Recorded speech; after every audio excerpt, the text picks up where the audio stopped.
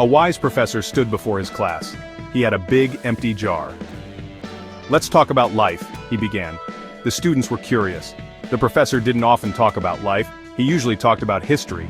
The professor picked up a bag of golf balls. Carefully, he put them into the jar one by one.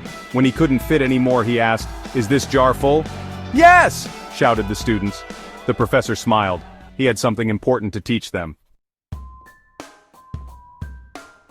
"This jar," the professor said, "is like your life." He pointed to the golf balls.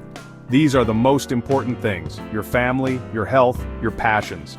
The professor then took a bag of pebbles. He poured them into the jar. They rolled around the golf balls, filling the empty spaces. These pebbles, he explained, are other important things like your job or your house. Next, the professor took a bucket of sand. He poured the sand into the jar. It filled all the tiny gaps between the golf balls and pebbles. And this sand, he said, represents all the little things, the distractions, the worries.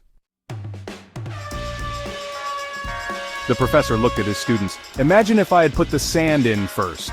He paused, letting them think. "Would there have been room for the golf balls and pebbles?" "No!" the students all agreed. The professor nodded. "It's the same with life. If you fill your time with small things, you won't have time for what truly matters. Your family, your health, your passions, those are the golf balls.